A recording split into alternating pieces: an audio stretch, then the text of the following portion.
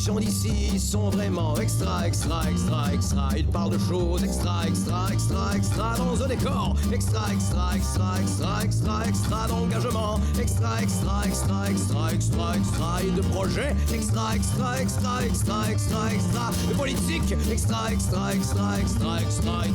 pour de rencontres. Extra et vous donnez extra. Cette semaine à Extra, Guillaume Pigeon nous offre ses cours de yoga. On découvre ensemble ce qu'est Fab Région. Et Jeune Entrepreneur arrive avec une version kamouraskoise des Dragons. C'est à ne pas manquer. Je suis avec Monsieur Guillaume Pigeon, un habitué de la station. Bon matin, Guillaume. Salut. Donc, effectivement, on me faisait remarquer, on n'est pas dans une cuisine aujourd'hui. Ben oui, ça fait changement. Il est où mon fauteuil orange, là? Ben oui, aussi. Donc, Guillaume, on parle yoga ce matin avec toi. Oui, on fait changement. Donc, toi, t'es rendu prof de yoga, là, c'est ça? Exact, oui.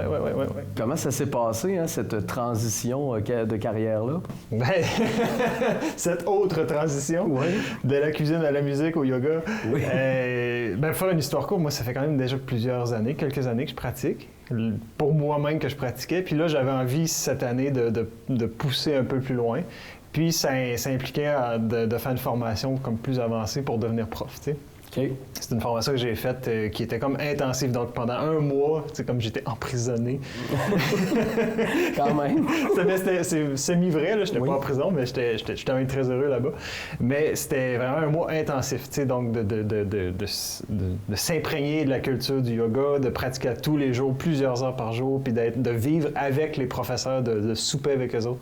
Tu sais, c'était vraiment un mode de vie, d'une certaine manière. Oui. Puis, écoute, j'ai adoré mon expérience, puis c'était le genre d'expérience que je voulais vivre. Puis, dans les cours que j'ai commencé à donner cet automne et que je donnerai cet hiver, c'est aussi le genre de feeling que je veux partager, tu sais, une culture, tu sais, de légèreté, de bien-être, de pureté. On s'en va vers ça, là. Oui, parce que dans le fond, quand je te vois en parler aussi, souvent, on sent qu'il y a une forme de spiritualité qui va avec ça, en quelque sorte. Oui. Tu sais, puis j'ai envie de clarifier parce que c'est un mot qui fait souvent peur. Oui. Le mot spiritualité, c'est pas une religion, c'est surtout pas une secte. Mais non. C'est une secte qui n'a aucun secret. Oui, c'est ça. Tout est écrit dans les livres il y a 5000 ans, c'est correct. Ça fait longtemps que c'est plus un secret. Okay. Puis oui, c'est ça, il y a un aspect... Disons, je vais traduire le mot de spiritualité par connexion à soi-même. Moi, ce que je veux, c'est rendre les gens autonomes, de devenir leur propre enseignant. T'sais, j'enseigne le cours, mais ce que je veux, c'est que la personne devienne à l'aise assez avec elle-même pour devenir son propre enseignant, son propre autonomie. T'sais. Donc, tu donnes des outils aux gens pour qu'ils puissent ensuite poursuivre leur cheminement là-dedans, chez eux, peut-être. Oui. Le genre d'outils que je donne, évidemment, le yoga, on associe ça aux postures. Oui. Comme je fais le bretzel, là, je suis tout croche. Oui, le chat, le cobra. Oui. Ben, c'est un des outils, le fait de garder une certaine santé physique. Après ça, la respiration. Oui. C'est surprenant la force de la respiration. Mm-hmm. Après ça, de la pensée positive. Pas la pensée magique, positive. Oui. Ah, une belle nuance ici, oui. Très nuance, oui. Puis, c'est un exemple. Puis après ça, ben écoute, j'aime intégrer de la philosophie au travers de ça, philosophie du yoga, je parle des mantras, tu sais, j'inclus toutes sortes d'éléments dans le cours. Mais, tu sais, c'est 1h30, puis l'essentiel reste quand même d'être dans son corps, d'être dans le mouvement. Tu sais, l'essentiel est là quand même. OK. Donc, quelqu'un qui s'inscrit pour tes cours, c'est des sessions d'1h30, mais ça dure pendant combien de temps? Oui, dans le fond, cet hiver, ça va être une session de 8 semaines, du début janvier jusqu'à fin février. OK. Mois de mars, je risque d'être parti en Indonésie. Fait que tu sais, ça enseigne mal. C'est plus compliqué. C'est pas sûr encore, mais ça se peut. Puis, dans le fond, c'est ça, janvier, là, les dates, ça va être 2 fois semaine. Okay. Tu peux t'inscrire à une journée semaine ou aux 2. J'ai un tarif aussi pour être aux 2. C'est les mercredis soirs de 19h à 20h30 à partir du 7 janvier jusqu'à, je pense, au 25 février. Puis le dimanche matin, de 9h à 11h30. Ça, c'est 9h à 11h30. Ça, c'est à partir du 11, si je ne me trompe pas, 11 janvier au 1er mars. OK. Donc, après les fêtes, là, quand on se sent un peu tout croche, là, ça peut être bien quand même. Je ne sais pas si vous êtes comme moi, là, mais souvent, c'est 2 semaines qui sont un peu trop festives. Donc, ça peut être bon de se regrander. Ouais, ou juste trop manger. Ouais. Ah oui, c'est terrible, ça.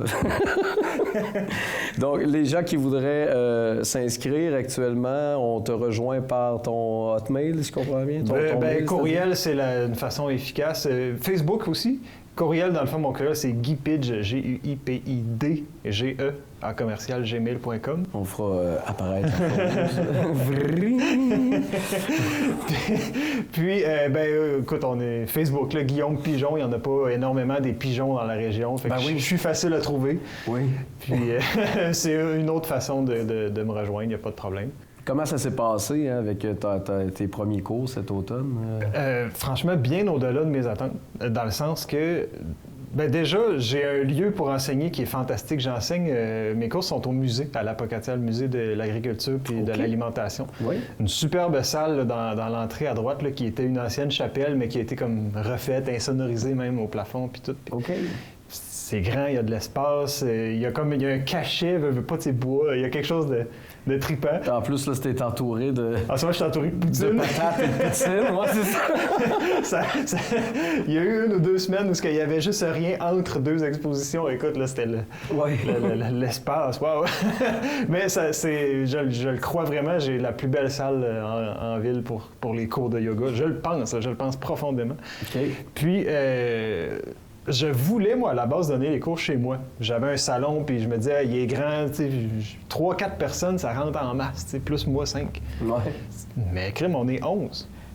Ouais, ça fait que j'étais comme content parce que j'ai pas vraiment fait de publicité cet automne. Un bouche-oreille, une petite communication, médias sociaux, puis pouf! Oh, mon Dieu, c'est tout. Fantastique. Vraiment, vraiment. Puis honnêtement, moi, ce que je souhaite, ma mission à moi là-dedans, c'est juste de partager, ça fait du bien, puis... Mm-hmm. Je fais pas d'argent, c'est pas pour l'argent, c'est vraiment le partage, c'est vraiment la volonté d'avoir une communauté de gens qui prennent soin d'eux. C'est vraiment de créer ce genre de mouvement-là dans la région, tout simplement. Parce que toi, dans le fond, ça t'a amené aussi des choses de pouvoir... Moi, ça m'amène beaucoup la pratique. J'ai ma pratique à moi. Quand j'enseigne, je fais pas ma pratique. Moi, je fais pas la posture avec les gens. Les gens font la posture, puis moi, je me promène, j'observe, je corrige s'il y a lieu. OK. Le cours des gens, c'est pas ma pratique, c'est leur pratique. Oui, je comprends. Fait que moi, ma pratique m'a apporté beaucoup. Là, ce que je veux, c'est d'apporter aux gens, évidemment. Puis, ce que je souhaite, comme je l'ai dit tantôt, c'est leur autonomie. T'sais. Mon but, c'est pas qu'ils reviennent puis qu'ils deviennent dépendants de moi. Ce que je veux, c'est de créer un espace de paix à l'intérieur des gens puis qu'ils puissent l'amener dans leur travail, dans leur famille, dans leur party de Noël. Toutes ces réponses. Mon but, c'est de le donner. C'est pas d'avoir quoi que ce soit. Là. Donc, Guillaume Pigeon par Facebook ou sur le mail qu'on vous a affiché. Bon, à cause du mouvement, je vais le rafficher encore. Sinon, pendant que j'étais là sur le plateau, est-ce qu'on te voit bientôt? D'ailleurs, tu parlais de musique. Est-ce qu'on te revoit sur les scènes bientôt dans le coin? Ou, c'est plus tranquille en ce moment. Oui, c'est plus tranquille. Pas que c'est de côté, c'est juste qu'il n'y a pas eu d'opportunité. Mais j'ai toujours le groupe Saint-Swin de Kamouraska qui est vivant, puis on a juste pas de concert cet automne. Je sais pas, l'émission sort quand? Cet automne, on n'a rien. Cet hiver, probablement des prestations à venir, mais il n'y a pas de date. OK. Rien de précis. Bon. Donc, Guillaume Pigeon, si jamais ça vous intéresse, pour prendre des cours de yoga et vous recentrer, ce qui, ma foi, dans une vie comme celle qu'on a ces temps-ci, peut être pertinent. Merci, Guillaume, puis je te souhaite des belles rencontres à ce moment-là. Bien, merci. Je suis présentement avec Émilie Dupont. Bonjour, Émilie. Bonjour, Benoît. Donc, ce matin, on se rencontre pour parler de Fab Région. Fab Région, je pense que c'est quelque chose qui commence à résonner de plus en plus là, dans les discours que j'entends par-ci, par-là. Pour ceux qui ne savent pas ce que c'est, qu'est-ce que c'est Fab Région? Oui, alors l'histoire de départ de Fab Région, c'est de s'intéresser à l'autonomie régionale. Comment on fait pour augmenter notre autonomie régionale? L'autonomie régionale, c'est toujours le ratio production-consommation. Oui. Et donc, plusieurs partenaires se sont réunis il y a déjà 6 ans pour réfléchir à ça. C'est à l'initiative du Living Lab en innovation ouverte, qui est rattaché au Cégep de Rivière-du-Loup, le LIO. pour son petit acronyme, et d'autres partenaires, donc le Conseil régional de l'environnement, la SADC du Kamouraska qui était dès le départ dans le portrait, la table de concertation bioalimentaire du Bas-Saint-Laurent, la table régionale des élus municipaux du Bas-Saint-Laurent aussi, qui sont impliqués puis qui appuient la démarche. Alors je ne veux pas en oublier, mais plusieurs partenaires comme ça, et qui se sont dit, on va s'intéresser à l'autonomie régionale, on va travailler là-dessus. Oui, d'accord. Et là, je pense qu'en plus, c'est une première au Canada, là. Exactement. En fait, c'est un réseau international, c'est les Fab Cities. Et nous, au Bas-Saint-Laurent, on s'est dit, on va faire une région. Parce que c'est plus facile pour nous de penser l'autonomie à l'échelle régionale, oui. évidemment. Et donc, on s'est dit une Fab région, et c'est la première qui a rejoint, en fait, la première et la seule pour l'instant qui a rejoint le réseau CAN. D'accord. Et là, sur quoi est-ce qu'on planche là, en ce moment à Fab Région? Oui. Chaque entité qui rejoint le réseau se donne comme vision d'atteindre au moins 50% d'autonomie d'ici 2054 dans plusieurs champs comme l'alimentaire, le manufacturier puis l'énergie. Oui. Nous, au Bas-Saint-Laurent, on s'est dit, on va caler ça sur des besoins essentiels et on va le réfléchir en fonction. C'est-à-dire, nous, on veut travailler sur se nourrir, se loger, se déplacer et se vêtir. Dans la base de Maslow, là. Exactement. Et donc, c'est les 4 fonctions sur lesquelles on travaille. Okay. Et pour ces 4 fonctions-là, il y a d'autres partenaires qui se sont associés pour travailler là-dessus. Parce que l'idée, c'était de dire, OK, qui travaille déjà un peu sur ces thématiques-là, puis est prêt à rajouter l'angle de l'autonomie, ou l'a déjà, mais avec les moyens qui vont se rajouter, vont être capables d'aller plus loin. Et donc, pour se déplacer, tout ce qui touche l'énergie, c'est le Conseil régional de l'environnement qui travaille déjà là-dessus. Tout ce qui est se nourrir, c'est évidemment la table de concertation bioalimentaire, on travaille là-dessus. Pour se vêtir, on a été un peu plus original. On s'est dit, du textile, on n'en produit pas au Bas-Saint-Laurent. Par contre, tout ce qui touche le deuxième main, donc toutes les friperies, ça, c'est une super source pour augmenter au prorata notre autonomie. Oui. Et donc, on s'est associé à Synergie Matani et à Coeco, qui, eux, accompagnent le réseau des friperies, puis développent toutes sortes de projets autour de ça. Okay. Et pour le dernier axe, c'est lequel? C'est se loger. Se loger, oui. Et là, c'est le créneau éco-construction, qui lui aussi se préoccupe beaucoup de ces éléments-là, les matériaux, des produits localement, régionalement, qui sont durables, etc. OK. Donc, mais si j'essaie de bien comprendre toute la manœuvre, une fois que ces gens-là ont cet objectif-là, vous leur donnez des outils pour qu'ils poursuivent vers la réalisation de tout ça, quoi? Ou... La première étape de Fab, ça a été de faire des portraits. On s'est dit, OK, mais mettons, là, on part d'où? C'est quoi notre pourcentage relatif d'autonomie en ce moment? Okay. Fait qu'on l'a fait pour les 4 axes. Et on connaît nos c'est là où je te disais que si tu veux des chiffres, ça va.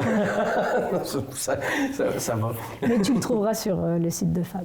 Oui, on vous le présente d'ailleurs en ce moment. Et donc, on a commencé par ça. Portrait, on sait d'où on part, on a des pourcentages pour chacun des axes.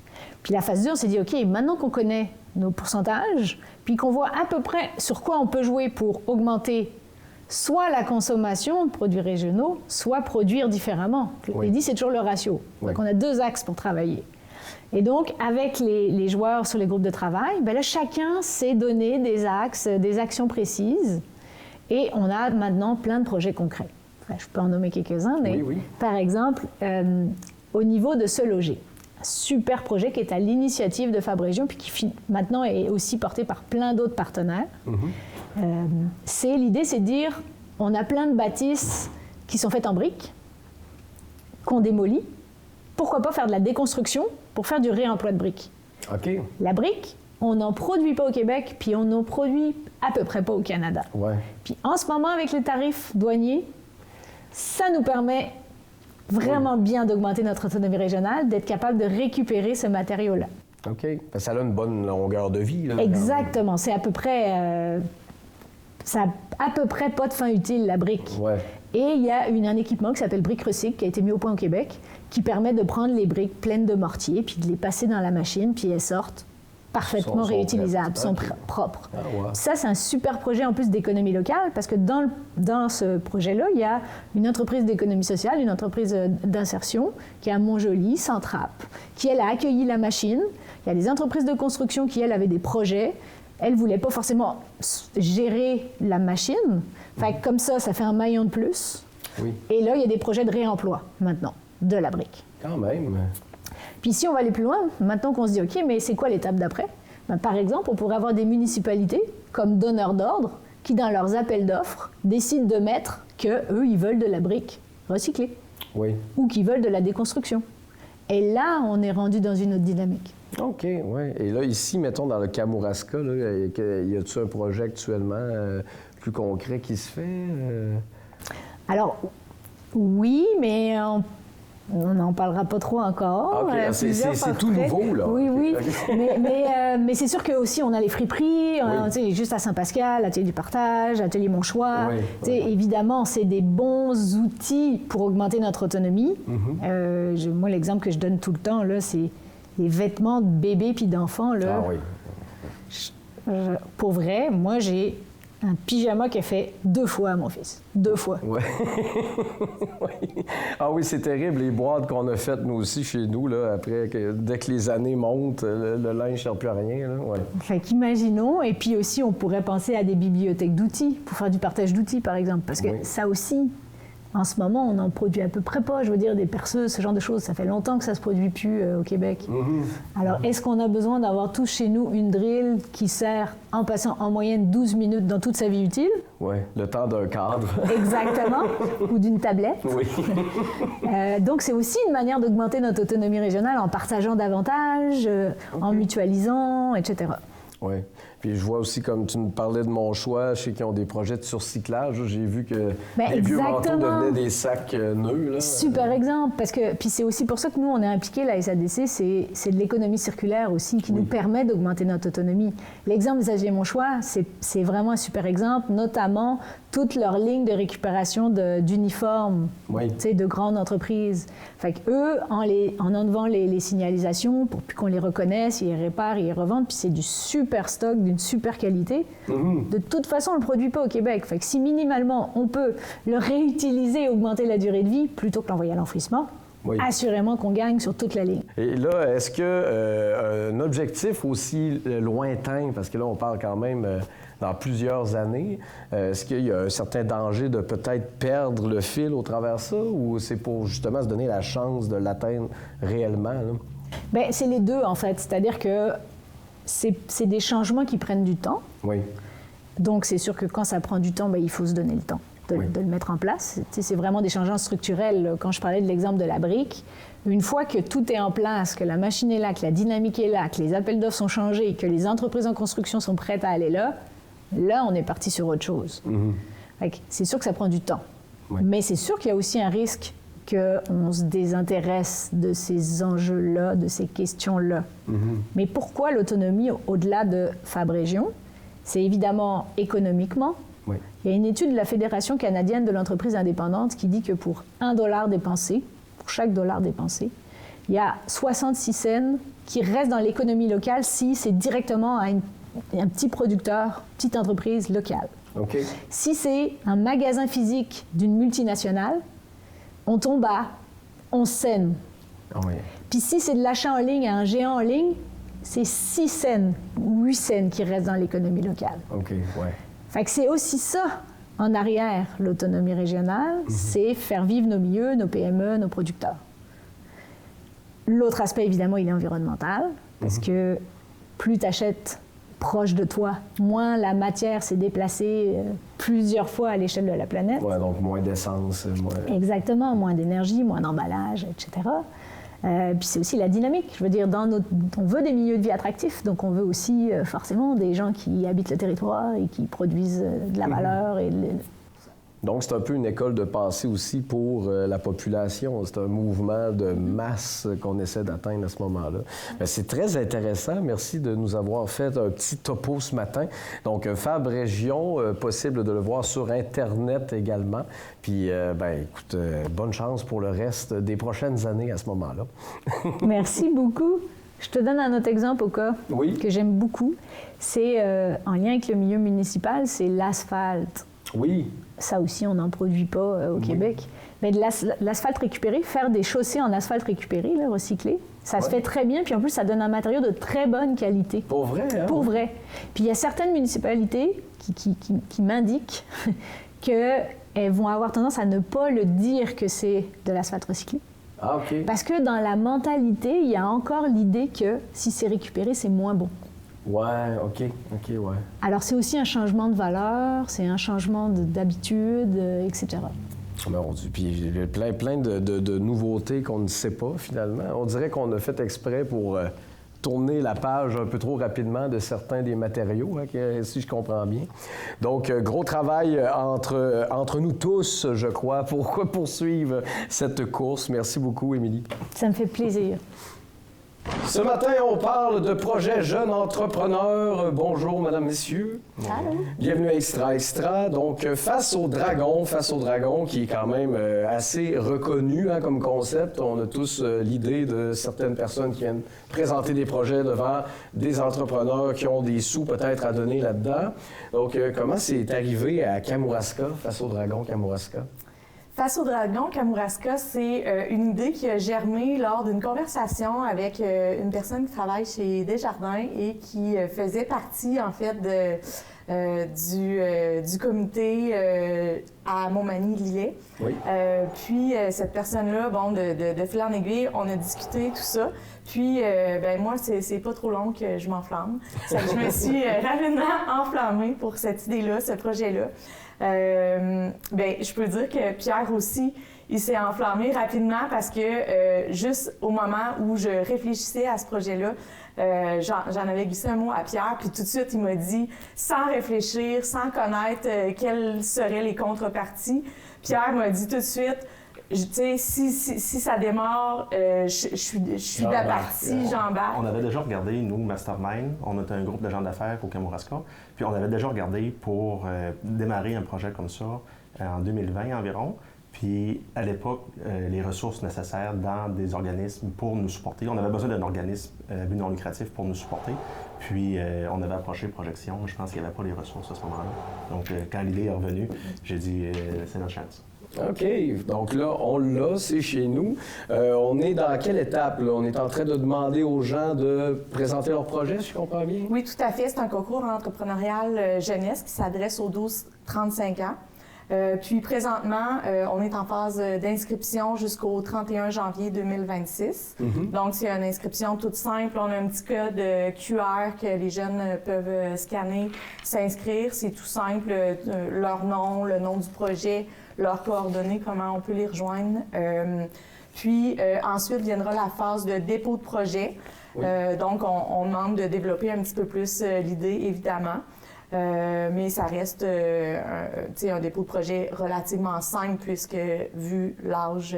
Ben oui, 12 ans, ça reste jeune quand même. Le projet s'adresse. Puis, on offre également du soutien, de l'accompagnement là, dans ce dépôt de projet-là parce qu'on se doute bien justement que peut-être certaines personnes pourront en avoir besoin.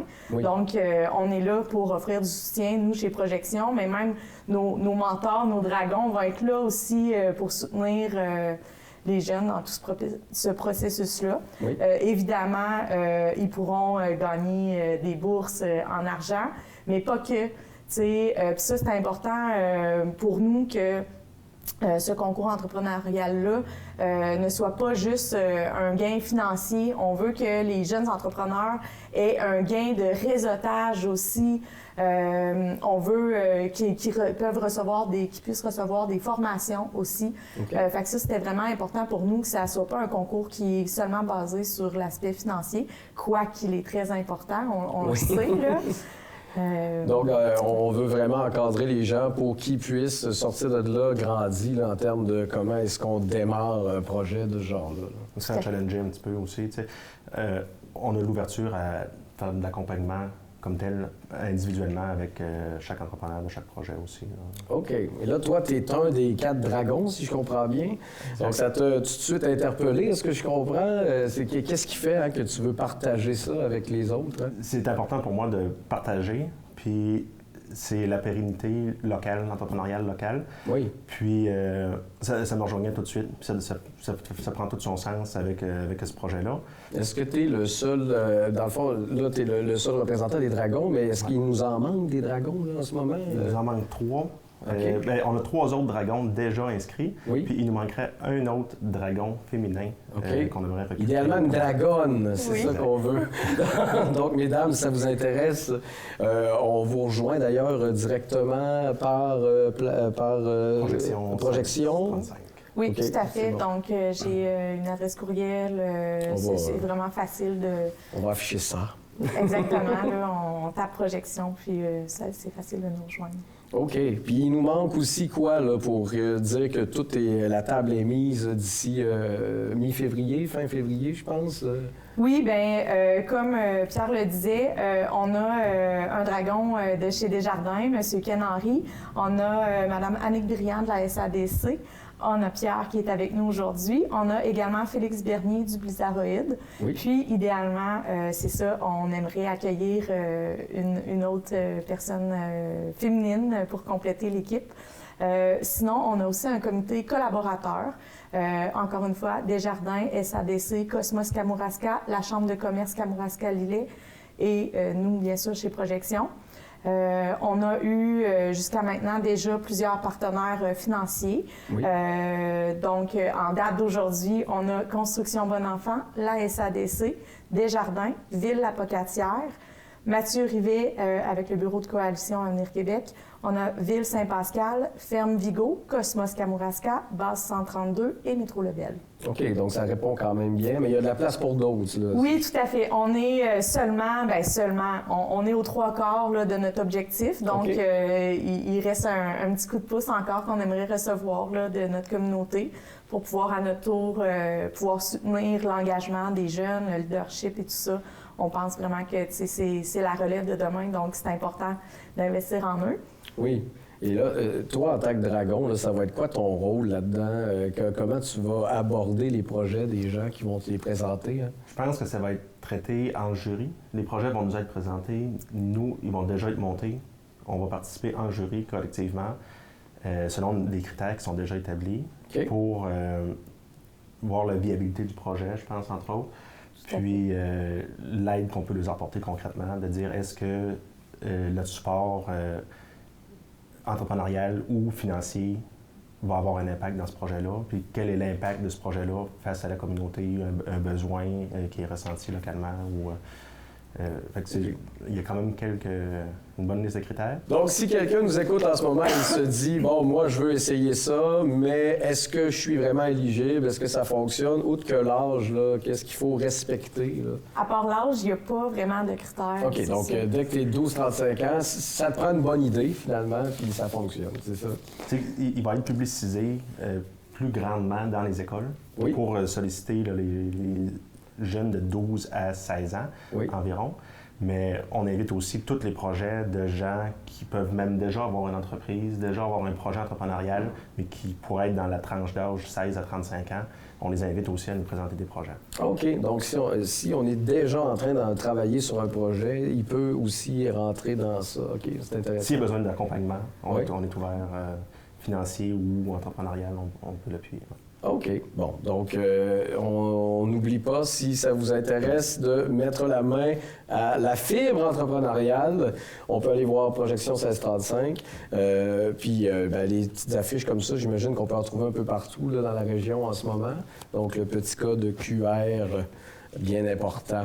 Bien, en vous souhaitant que cet événement-là puisse grossir puis qu'on puisse voir des nouvelles idées apparaître dans le coin. Tout à fait. Il y aura un gala qui sera organisé aussi là, suite aux soirées de pitch de vente. Il y aura aussi un gala, évidemment. Donc, toute la population sera invitée à venir voir là, le résultat de ce projet-là.